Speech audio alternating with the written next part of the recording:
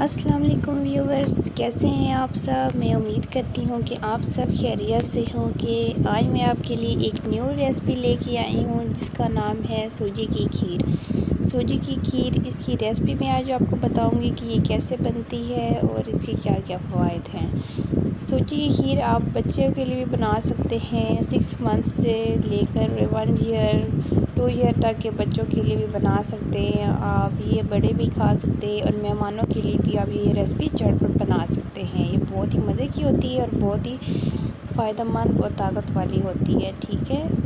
چلو تو آئیے اب ہم اسٹارٹ کرتے ہیں کہ اس کی ریسپی کا طریقہ کیا ہے اور اس میں کیا کیا چیزیں ایڈ کرنی ہیں اور کیسے ایڈ کرنی ہیں، ٹھیک ہے۔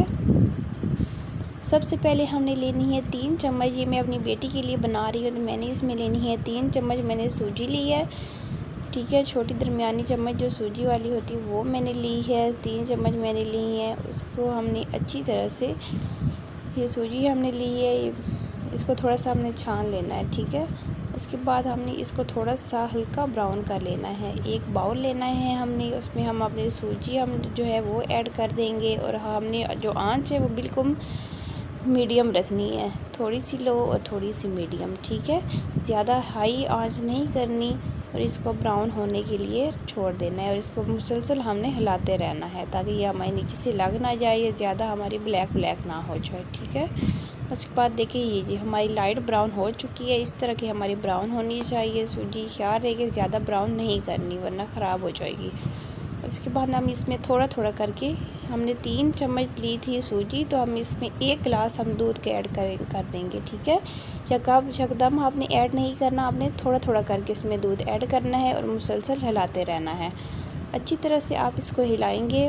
ہلانے کے بعد آپ جب یہ اچھی طرح سے مکس ہو جائے گی تو اس کو اچھی طرح سے مکس کرنا ہے آپ نے، ٹھیک ہے، اور ساتھ ساتھ ہلاتے رہنا ہے۔ اور باقی جو آپ کا دودھ بچا ہوا ہوگا 1 گلاس آپ نے دودھ استعمال کرنا ہے۔ 3 چمچ سوجی کی کھیر ہے تو اس میں ہم نے 1 گلاس دودھ ہم نے اس میں ایڈ کر دینا ہے۔ اچھی طرح سے مکس ہو گئی ہے، اب آپ نے اس میں حسب ضرورت چینی ایڈ کر دینی ہے، ٹھیک ہے۔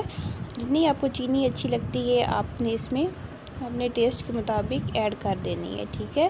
آپ بھی یہ ضرور بنائیے گا اور مجھے بتانا ہے آپ نے کمنٹ باکس میں کہ آپ نے کیسی بنائی ہے اور یہ کیسی بنی ہے، ٹھیک ہے۔